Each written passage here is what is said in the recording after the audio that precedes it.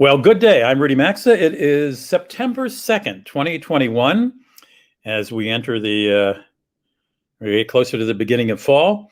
And if you're joining us for the first time, this is a webcast I do about every couple of weeks called I Was Just Thinking. And I try to bring a guest to you every couple of weeks who is interesting one way or another on the subject of travel.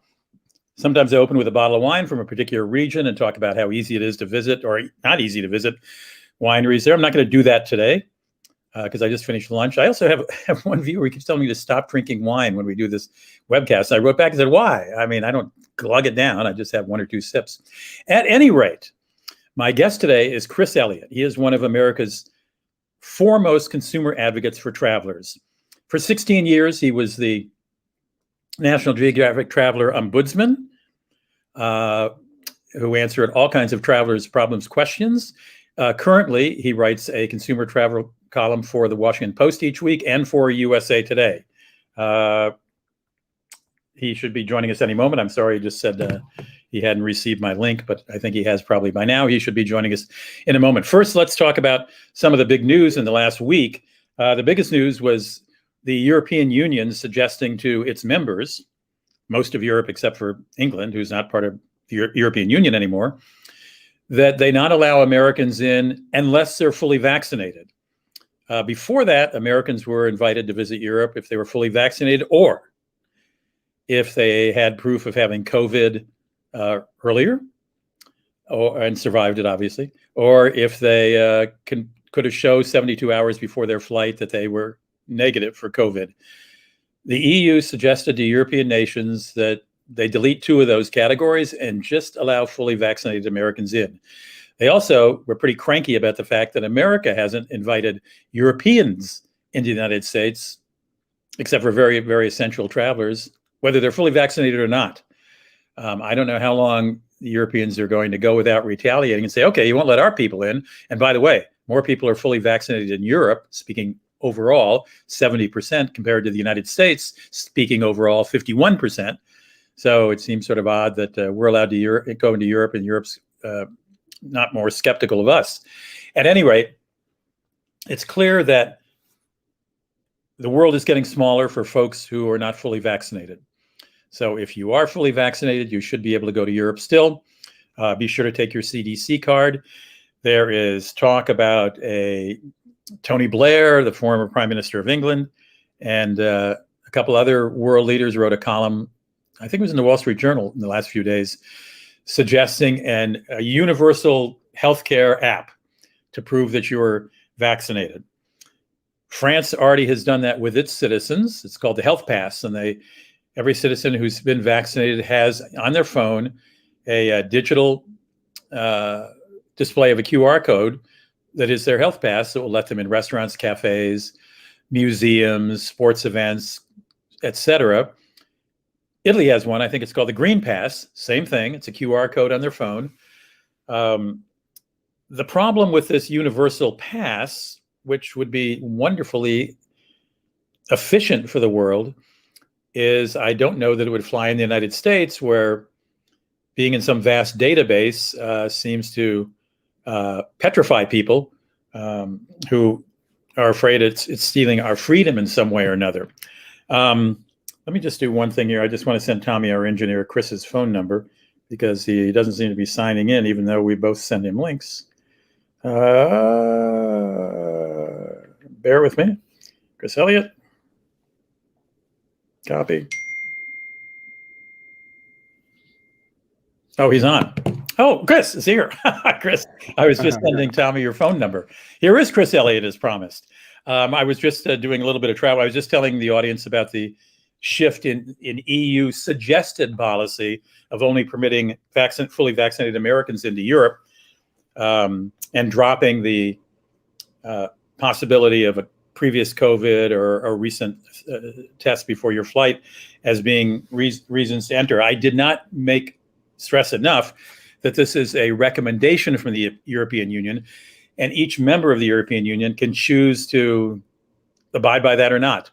And I was also talking about this Tony Blair column about the longing for a universal health pass for everybody in the world to prove they've had a vaccination. And I got to say, and see if you agree with me, Chris. I've already, by the way, promoted you and told everyone who you are.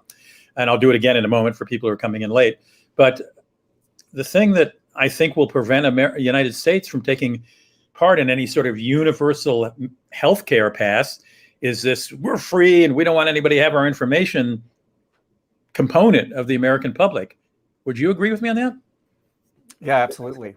It's so strange because I think there are other people out there in the world like that who feel, this compelling need for privacy. But if you think about the way that things have been even before COVID, is that if you want to go somewhere, you have to give up some of your personal information. You have to get a passport.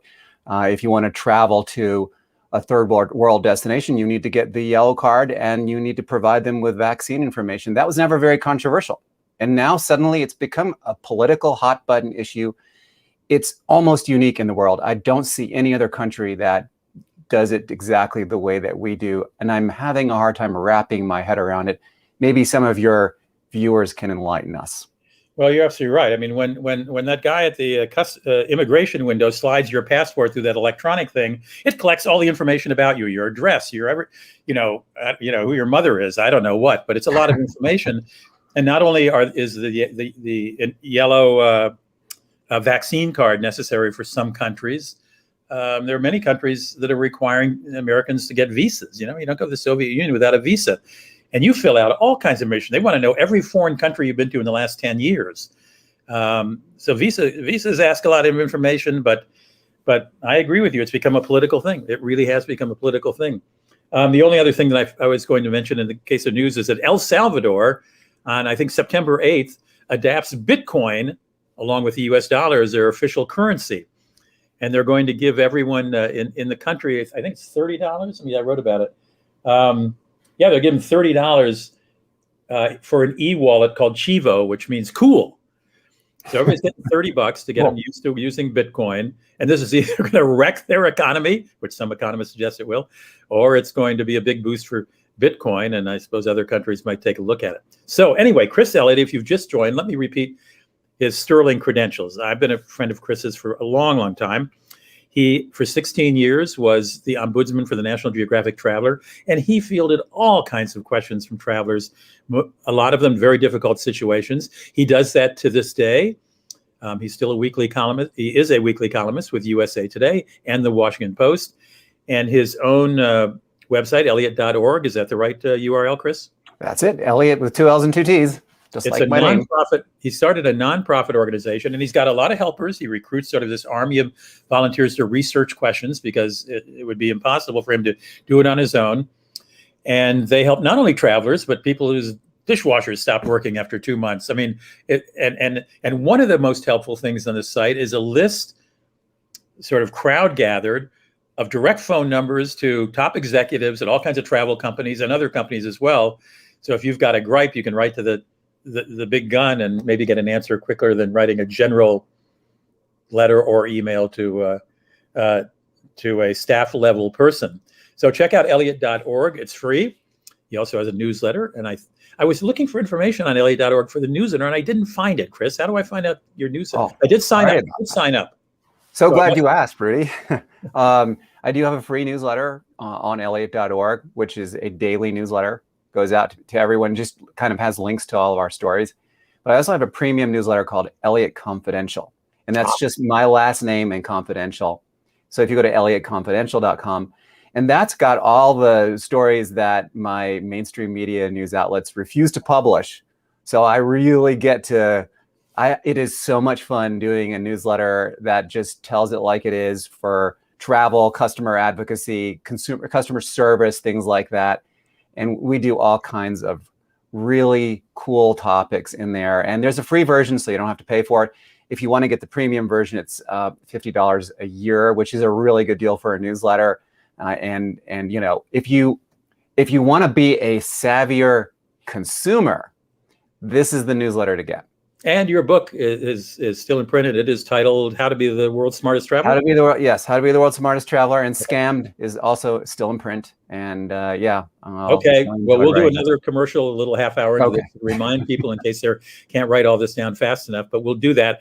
I want to start with, I teased you. You want to get eyeballs on both Instagram this morning, and we did on Facebook, I think, and YouTube yesterday. I teased you as the guy who basically thinks frequent flyer miles and hotel loyalty points are really not worth the effort and not all that great for consumers. And in both cases, I put parentheses, horrors, exclamation point, because I have spent too much of my life collecting all these things, Chris, to have this contradiction in my life. I don't know what to do about it. So let me, since I teased you with that, and maybe people are turning in to say, who is this guy? What? I think a lot of our viewers really do collect all those things and are very big on loyalty programs. State your case for us. Why is a loyalty program not worth our time? Well, first of all, if I happen to cut out during this, I suspect that Tommy might be cutting the cord going, no, we can't have this guy on here. Tommy is my business partner in the tour company, and he's also the engineer for these webcasts. And he hosts all kinds of seminars during the year and frequent travel universities on how to maximize all your loyalty points. So, yes. So we'll see if he can restrain from cutting Chris off with a lot of static. Someone hold Tommy back before I do. Exactly. Okay. It's a complex topic, but then again, loyalty programs are very complex. You could spend a lifetime analyzing frequent flyer, frequent stayer programs, and reading between the lines, reading the tea leaves, and knowing when to collect and when not to collect. But basically, my case is these programs were created to reward frequent travelers, mostly frequent business travelers. I think for people like that who are traveling a lot, it still makes sense to collect loyalty points because they were created for them. So I am not saying they're all evil. What I am saying is that the travel companies, the airlines, the hotels, the car rental companies, and some cruise lines too, realize that, hey, we could make even more money if we extended some of these benefits to leisure travelers, to people who almost never travel. They call them on the loyalty program blogs, mom pa kettles. And I imagine that there are people who are watching this right now who maybe travel once or twice a year, and then they get the credit card and they start collecting the points and things like that. And I have several problems, and I don't know if I'm going to have time to mention them all. But one of them is that it's simply these programs make you make purchases that you wouldn't ordinarily make. So it kind of turns your brain into a loyalty program zombie, and you start going out and buying cars and buying big ticket items with your credit card going, oh, all these points that I'm going to get.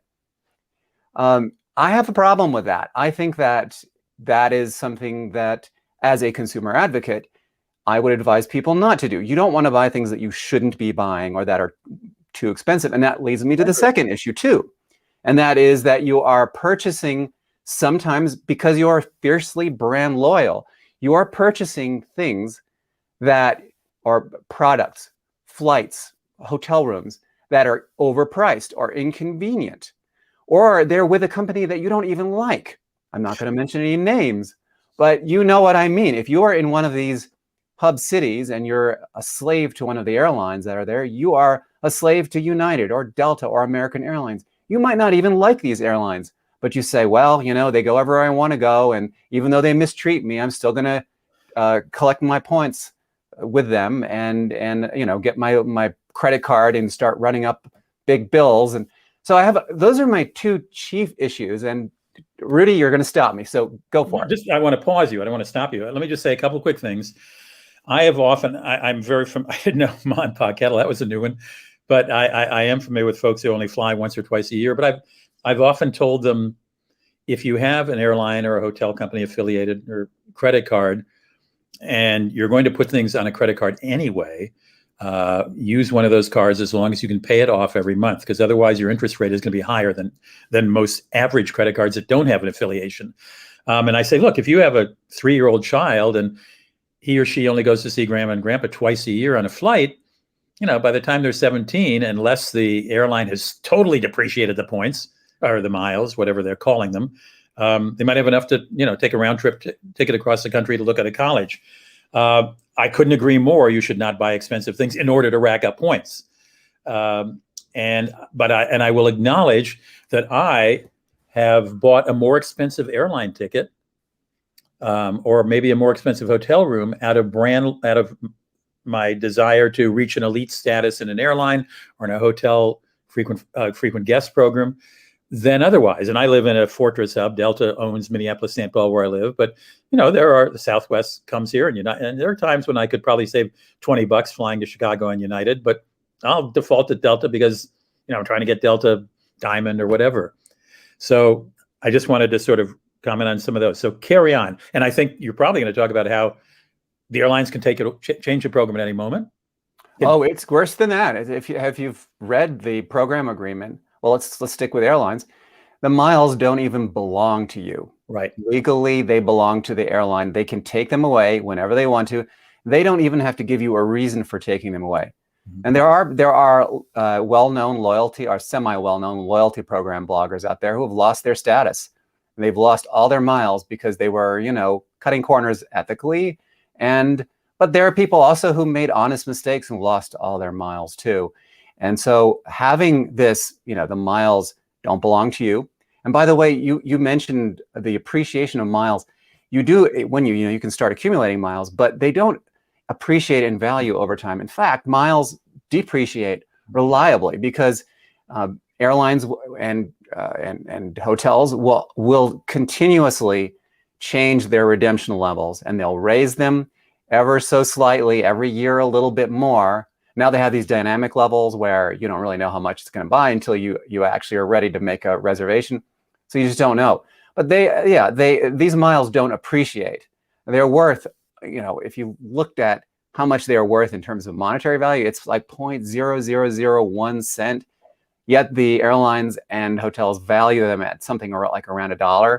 So it's just really, it feels, as a consumer advocate, these programs just feel wrong for most consumers. Now, if you are, and I will agree with you on this, Rudy, if you are a business traveler or a frequent traveler, you can earn these passively, that's fine. But if you're going to try to go out and game the system and buy a car on your credit card just to get the miles, I have heard from way too many consumers who missed a payment, and then you're really benefiting the credit card company or the hotel or the airline because now you're making late payments. Credit cards as a payment instrument also are problematic. They tend to benefit people who can make their payments on time, and the people who don't get punished. And they're the ones, it's the widows and orphans and the people who don't have a lot of money who are funding, they're underwriting this whole program. And it's the people who can game the system who are sitting in the first class seats, the lie flat seats in the front of the plane. And there's something that just strikes me as completely unfair about that. I agree with you, Chris. I do agree with you. And the value of those points or miles takes some understanding of the system and studying, and some so-called geeks about this, points and miles geeks, like as I am, I do understand that the best way I can use my miles, I mean, I've got over 1 million miles on Delta. The best way I can use it is for an international first class ticket. But if you don't really study this and you just say, oh, I want to fly from Minneapolis, St. Paul to Cleveland, not a wise use in coach. It's not or fresh class. It doesn't matter. It's not a wise use of your miles. So you really do have to understand it. I think your points are well taken. No pun intended, Rudy.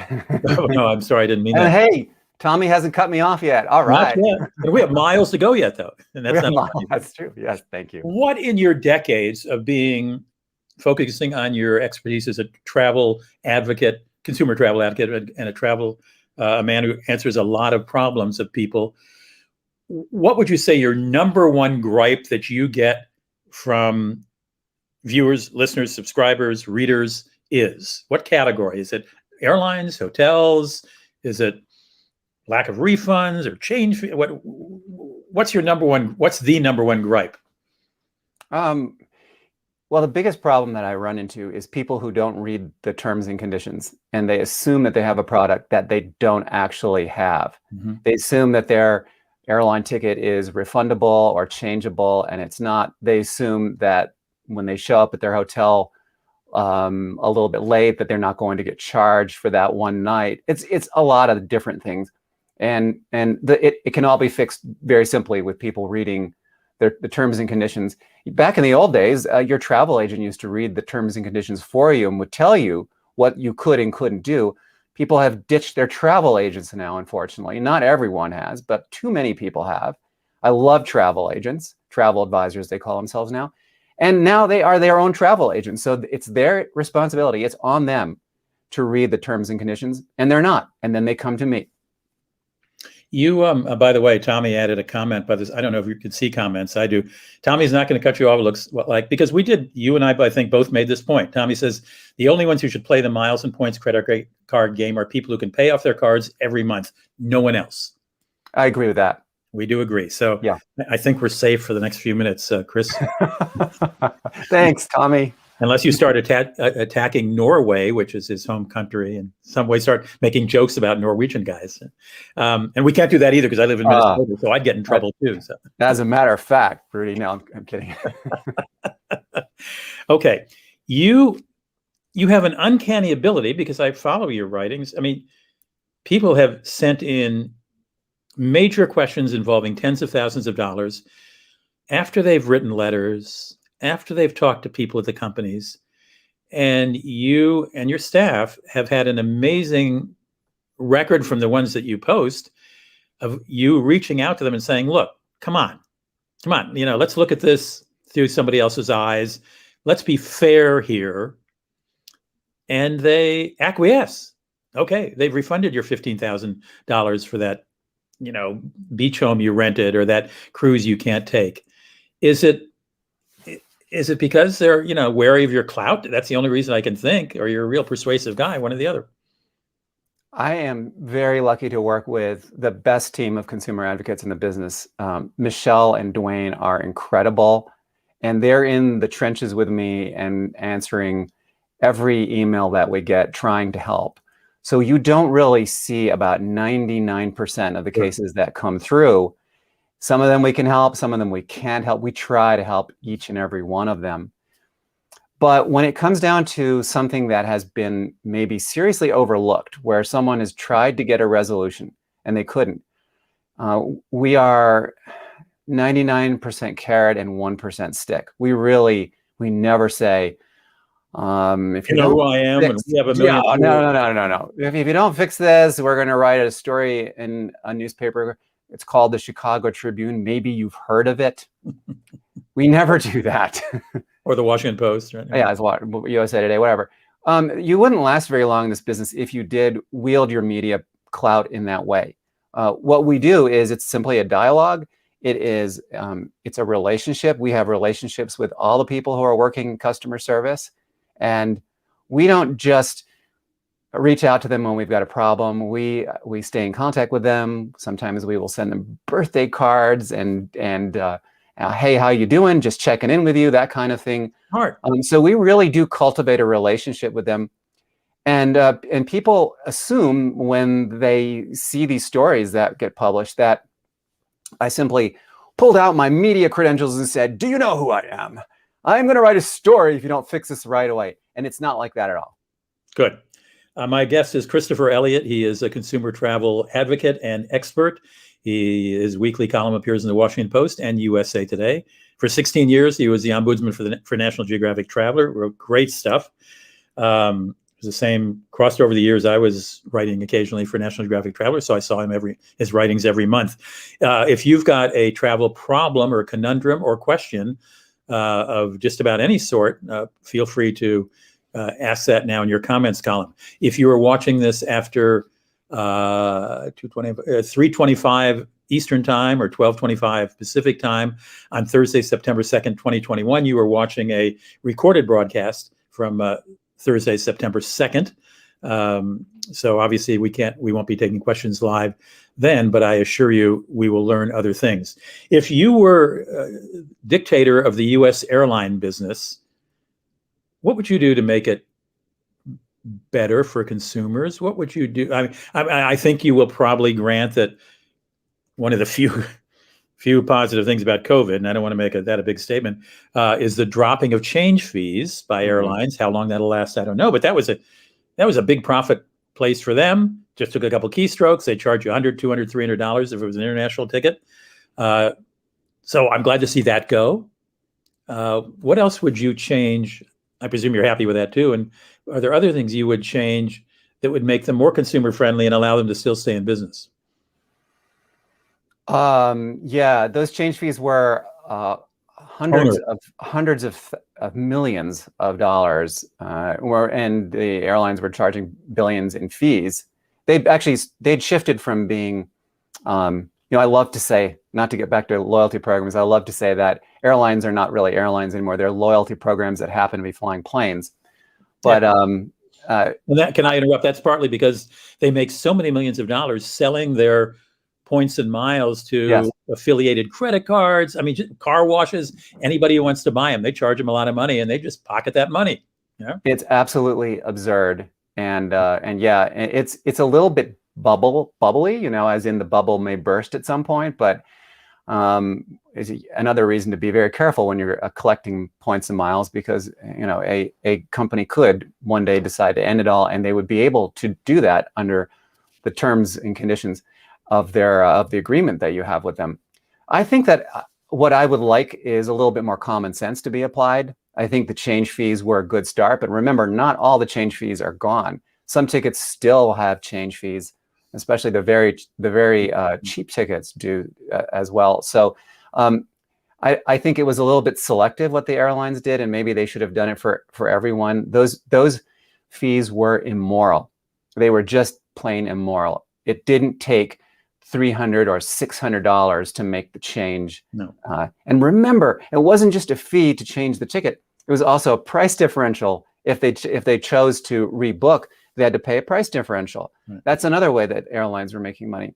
It would be great for airlines to get back to doing what they were doing at the beginning, which is to make money by flying people from point A to point B. That would be really great. So that's what I mean by common sense. It would be great for airlines to do what they used to do, which is they would make money with these airline tickets and by flying cargo, instead of making money with their loyalty programs, selling essentially worthless points and miles. Sorry, Tommy, to these vendors out there, and then pocketing the money. Those are your words, Rudy, not mine. Okay. Yeah. So common sense would be really great. I recall when Bob Crandall was running American Airlines, and it was a slump in the airline business for a year or two, and he said, "We make more money publishing American Way magazine than we do running this airline. I think I'll just close down the airline and publish the magazine." I know. I remember a time, I think it was when Priceline's stock was worth more than the entire fleet of Delta. I mean, there's some crazy valuations that go on in the travel industry, and that's just one of them. But definitely, the way that things are going right now in the airline industry don't give me a lot of hope, because the airlines pocketed something on the order of $60 billion during the pandemic, and they will probably go back for even more federal aid. Those are loans and grants, and in exchange, we didn't really get very much. What we got was they dropped change fees. Big whoop. Prices are still as high as they were. I was looking at fares for November and December, down maybe 2 or 3% from 2019. So prices are still high for airfares, and the service that we get on planes is worse than ever. We have all these people fighting flight attendants because they don't want to wear their masks. Yeah, and just very bad situations right now. I just wish the experience could be better. Well, part of it's our own fault too. Leaving aside the mask issue, which I hope will be in our rearview window in 6 months or more or less. We wanted cheap fares, and when the airlines were deregulated and could set their own fares without being approved by the federal government, they started dropping their fares. They had to put more seats in and cut back on service. So in a way, we're getting what we want, which is cheap flights everywhere. And I will say, it's interesting. I think Scott McCartney, writing in the Wall Street Journal a couple of weeks ago, did a comparison of airfares now with 15, 20 years ago. And when you factor in inflation, we're still paying about the same thing we did back then. And you can't say that about many products at all. The meals may be a little sparser and the seats a little closer, but the public's getting what the public want. Remember when American Airlines took a few rows out because people were, it's so cramped in here. So they took a few rows out and advertised it to death for a year. I remember. Yeah. And it didn't do anything for him, because Yeah. just didn't do Yeah. anything for him. So I think we're sort of getting what we deserve. How about hotels? Well, just to, gently rebut what you said, Rudy, 100 and some years ago, in New York, if you were a landlord, you owned an apartment building, you could make a lot by subdividing it into like 12 different units and having a tenement. And I feel like we're kind of getting into that point now with at least in Coach, where things are so cramped and the government won't do anything about it. And the conditions are so bad that people are reacting like animals in a cage. And what happened was in New York, which had a lot of tenements, they passed these very controversial tenement laws. That's not a perfect analogy, but there were a lot of people who said, hey, the free market wants all these tenements that have windowless apartments with no running water and no bathrooms. This is what people want. This is what the market wants. But ultimately, if we look back, we see that the New York lawmakers were right in passing these tenement laws, that these were not humane conditions. And I think we're getting to that point now with air travel, where the conditions are so bad in the back of the plane, people are lashing out like rats in a cage. And we really have to do something. I think that ultimately the solution is not the free market. It's the government saying, okay, enough is enough. We can't have 20 inches of pitch between seats. We've got to have some egress in case that there is an emergency. You got to give them food and water on a long flight. You can't just make them pay for it. You've got to give them food, and it's a meal. It's a humane thing to do, is to give your passengers a meal when you're on a 12-hour flight. That kind of thing. So right. I do think that we're coming much closer to the point that we did in 1901 when the tenement laws were passed, and I'll just leave it at that. Cruise lines, any thoughts on their future? And they have no future. Really? What do you mean? What cruise lines? I'm kidding. A lot of big ships out there. They're going to be a lot of scrap metal. I was in Port Canaveral. I was visiting the Space Coast a couple of weeks ago, and you saw the Disney ships out there just sitting out there waiting to get the green light from the CDC to come back in, get all cleaned up and go out. It is a very, very bad situation. I don't know if I read the stories about Carnival passengers that are coming back sick, and the whole ship might have gotten infected. I just think it might be a little bit too early. And cruising, really, it's hard to tell. It's really difficult because cruising is such a social thing. Everyone gets together, they go down to the buffet, and they socialize, and that's just like you have all the perfect conditions for a super spreader event. Right. I want to comment. You live an interesting lifestyle. You travel with sometimes 3, sometimes 2 of your children around the country. You have no fixed home. I mean, you have an address, obviously. But how long have you been doing that now? You've been home educating your children and traveling nonstop in a car around the United States. How long have you been doing that? Well, as you know, when I was a young up-and-coming reporter at National Geographic, I had my now 19-year-old was 6 months old, and I brought him to the headquarters to show the baby off to everyone. And I brought him in to see my editor, your editor too, Keith Bellows. And Keith's first question to me was, where are you going to take him? And I said, Keith, he's 6 months old. I'm not going to take him anywhere. And Keith said, no. He goes, your kids are going to learn more outside the classroom traveling than they will in a classroom. You have to take them traveling. And he asked me, what can I do to make that happen? So he gave me the ability to write and the platform to write about family travel, which is one of my passions. And since then, we have progressively gone from maybe a couple of trips a year to being out of the house maybe 6 months out of the year, until finally about 5 years ago, I sold the house. And we've been on the road as global nomads since then. So the kids have all been either with a tutor or in college. You can take college online now. So I have 2 of my boys with me now, and they are about 2 months away from graduating from the University of Arizona, if you can believe it.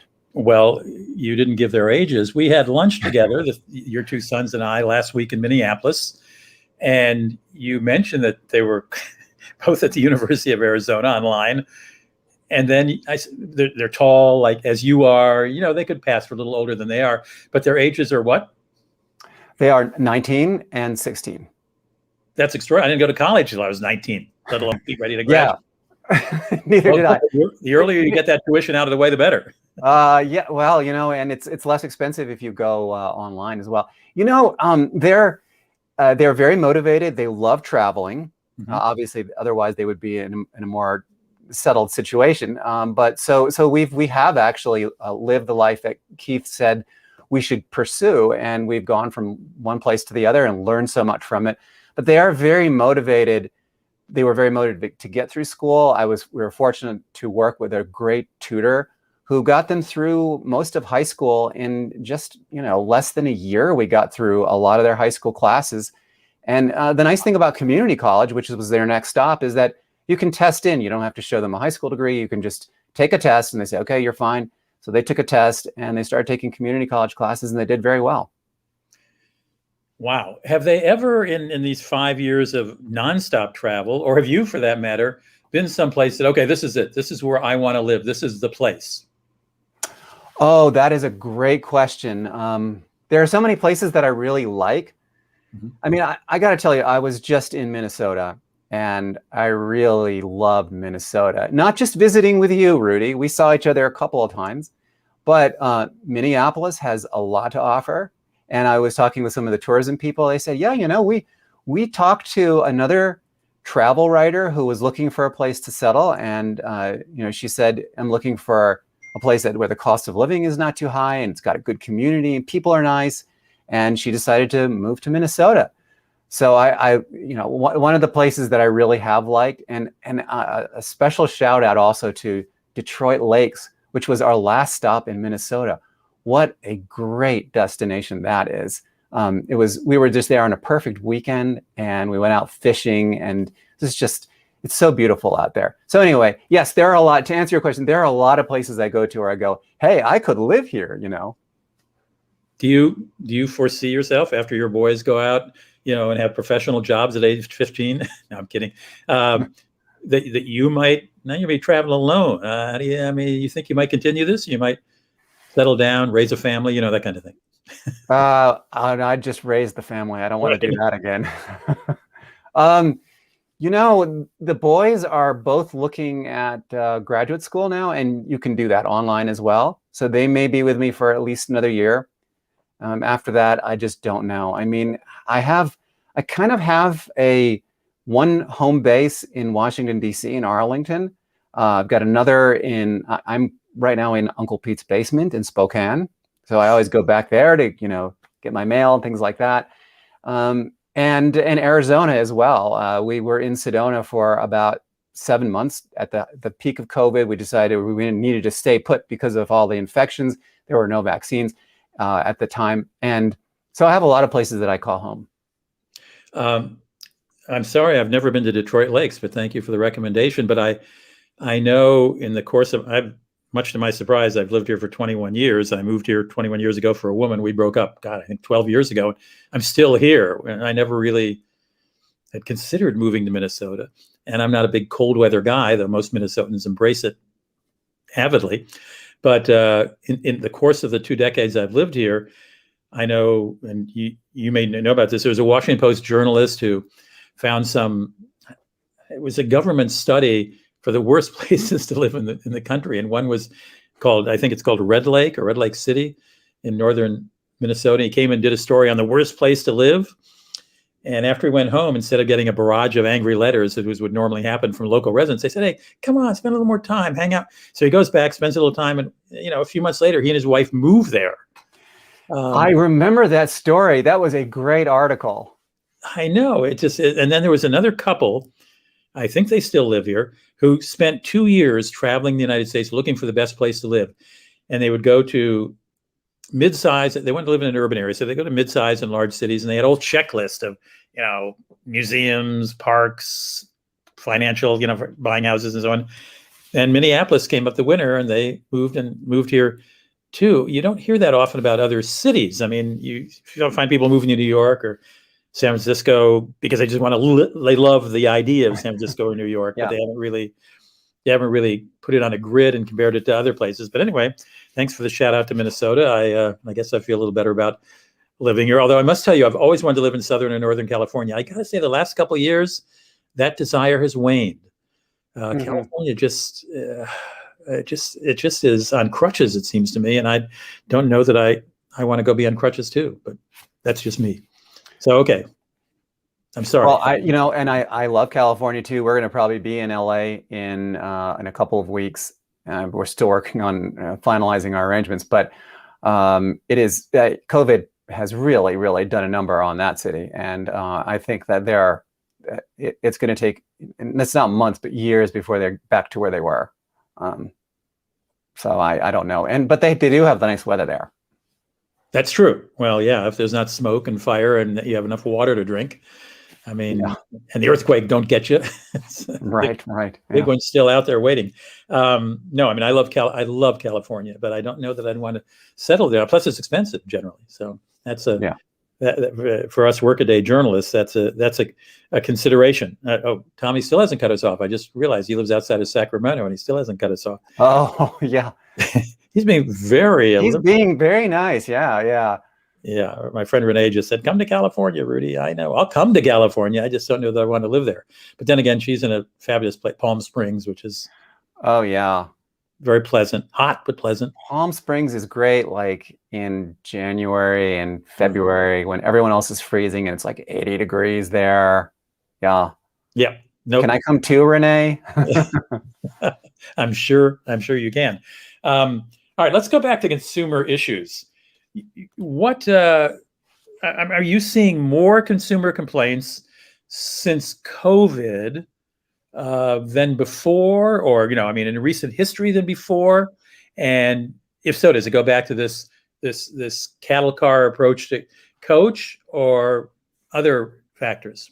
No, I mean, after COVID started, so this was maybe March and April of 2020, we hit records. We were getting thousands and thousands, sometimes hundreds or more per day. Oh my gosh! And when I say complaints, I'm not talking about just emails, people going, help me, Chris, I need a refund. We ask people to fill out a form. If you go to elliott.org/help, so it's ELLIOTT/help. We get all kinds of information and permission also to publish the case if we need to.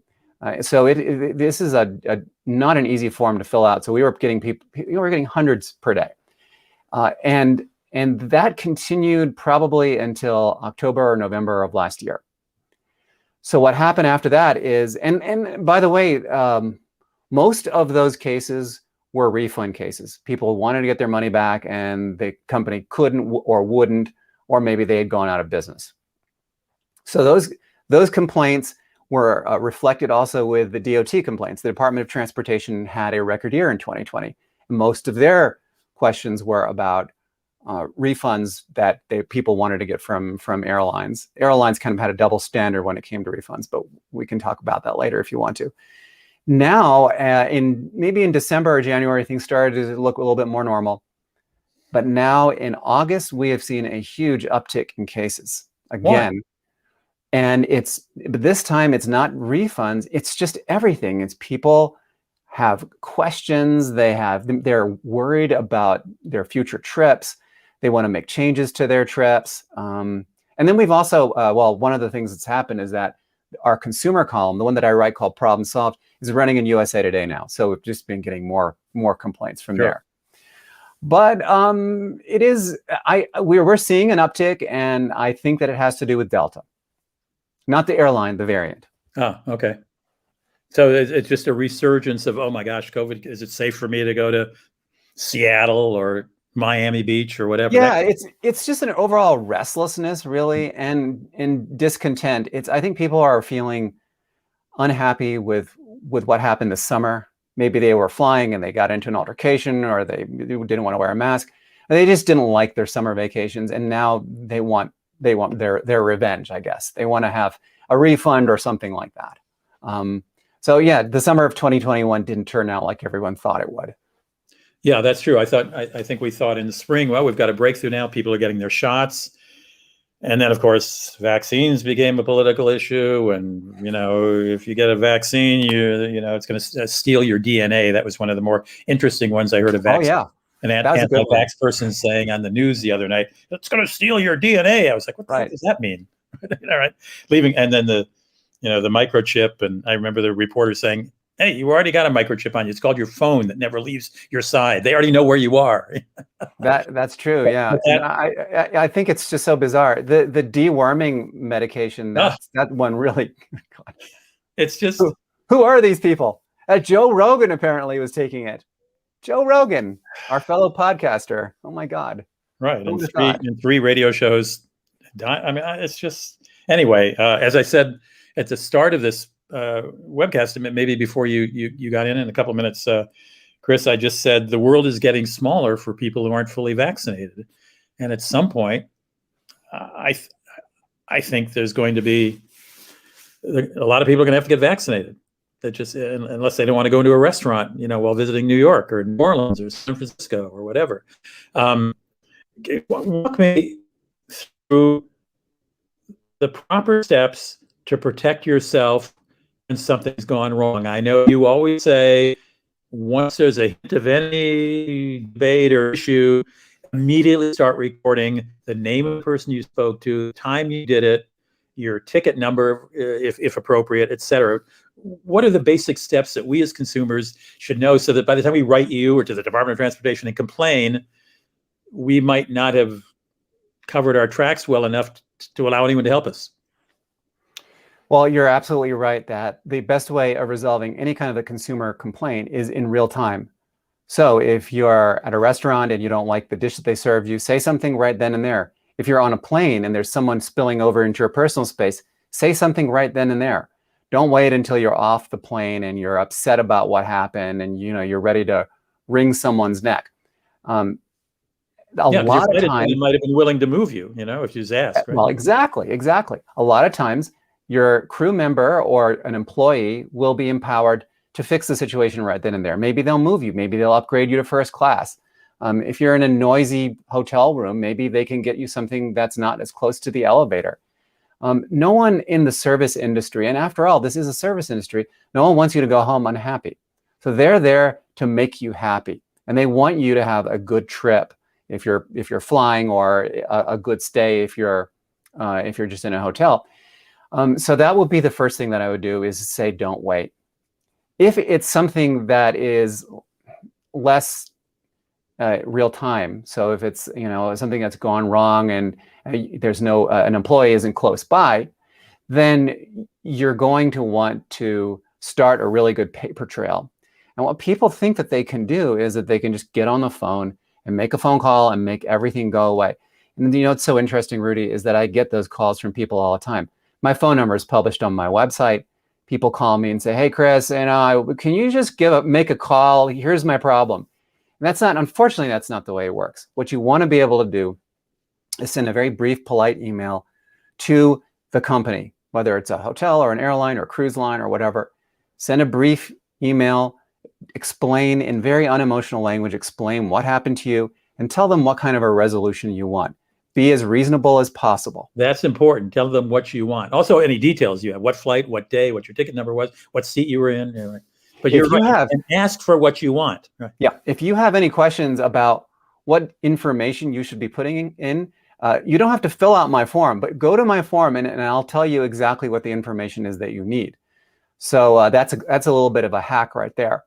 But you want to be, the important thing is that you're going to be level-headed and polite. Don't tell them that you're never going to fly their airline again, or that you're going to sue them, or that they've ruined your vacation, because they can infer all that.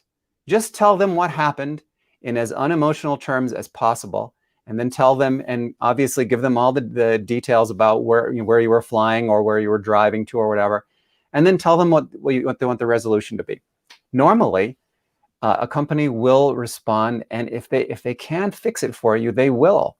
So those types of emails work really, really well.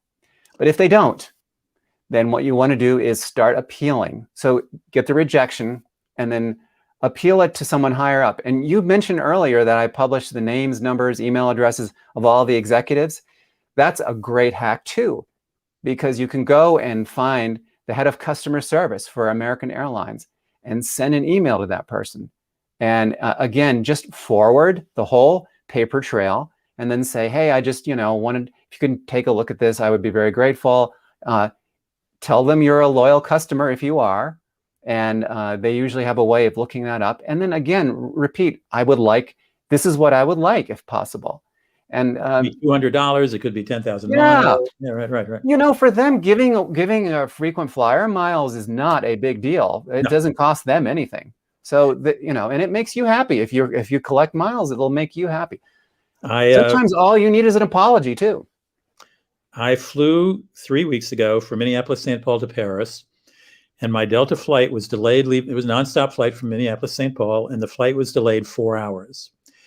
And so I spent 4 hours at the airport and got on the flight, and a flight attendant came and said to me, and I mean, she didn't know me, and I was not sitting in first class. I wasn't, one of the anointed specials. She said, now be sure after this flight is over to call Delta and tell them you had, I wrote down the phrase, and I wish I'd kept it here near me. It was unscheduled maintenance, not stopover, but it was unscheduled maintenance delay or something, which I don't know. It implied that they had to go like an somewhere. IROP, an irregular flight operation, something like that. Yeah, I know what you're saying. Yeah. And I wrote it down. I said, really? Yeah, okay. So when I got home, I called Delta. They looked up my flight. They said, oh, yeah, I see it was delayed like 4.5 hours, 5 hours. Look, we'd like to offer you $100 or 10,000 miles. And I said, well, that's kind of, I said, I really was hoping for more than $100. And the guy said, okay, folded immediately. He said, well, the most I can offer you is $200, 20,000 miles. I said, I'll take the 200 choice. I said $100. And it was that easy. That's great. But it was, the airline, first of all, made it easy for me to complain, because I know there are some very strict rules if you're flying out of Europe and you're delayed like that, even if you're an US-based airline. But going into Europe, the rules are a little bit squishier or not quite so strict.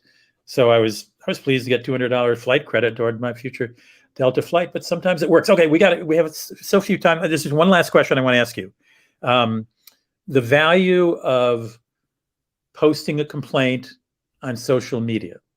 I know airline companies and hotel companies, and I presume cruise line companies, have people monitoring social media. And if you complain about a particular cruise line or airline or hotel, their collection thing will pick it up.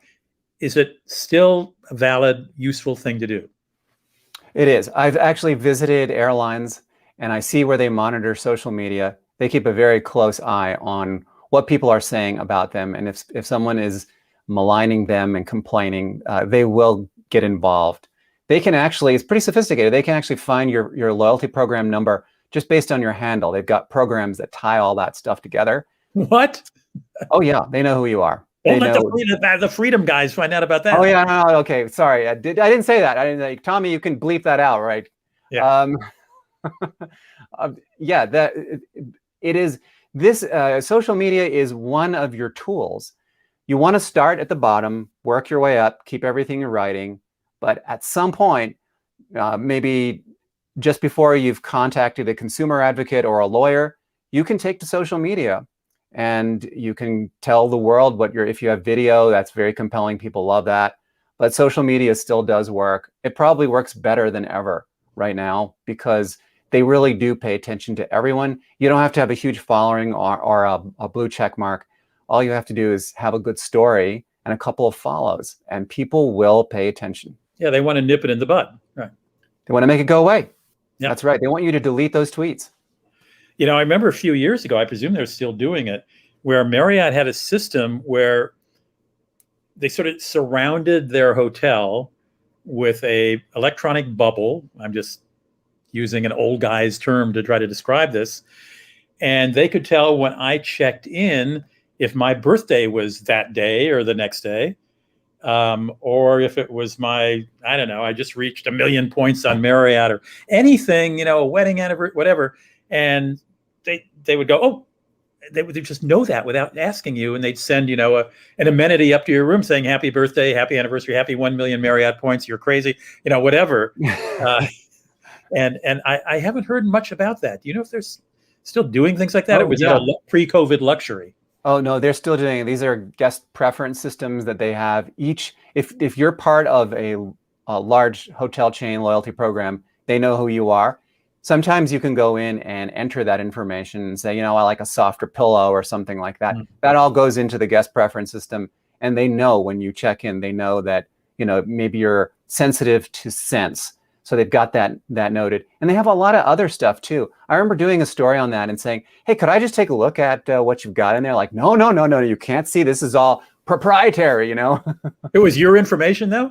No, it was someone else's. Oh, I see. Yeah. I just was interested in, what are the fields? And they wouldn't even tell me what the fields were. So we know that there's some really cool stuff that they're collecting. Cool, and from their point of view is because they know so much about you. They can predict your behavior. They can make it a better stay, or they can make it a worse stay too, because they might be able to include information about your past behavior. That Rudy, he was so rowdy, he cranky all the time. Tore up the hotel room the last time he was with us. Right. Chris Elliott, it's been a great 1 hour and very fast. Thank you for such good, solid advice. Thank you for all your hard work on behalf of travelers everywhere, including me. And once again, you can find more information about Chris Elliott at Elliott, that's with 2 L's and 2 T's, Elliott.org. You can find information about his newsletter there, and also his nonprofit foundation that does a lot of work for on consumer issues for travelers, for just about anything, as well as travelers, but certainly for travelers. Chris, thank you. Happy travels with the boys. And it was so great seeing you in Minnesota last week. I'll remind our viewers, this is being taped on September 2nd, or being recorded live, September the 2nd, 2021. So keep that in mind as you make judgments about our answers. Chris, thank you. Thanks, Rudy. See you again in 2 weeks. Thanks for stopping by. Travel safely. You can subscribe to my newsletter anytime by going to maxatours.com/newsletter. It's sort of a gossipy informational newsletter on what's hot in travel that I publish every 2 weeks. It's free. maxatours.com/newsletter. And you go to maxatours.com to find out about 2022 tours. Thanks. Take care. Thanks for stopping in today. Bye-bye.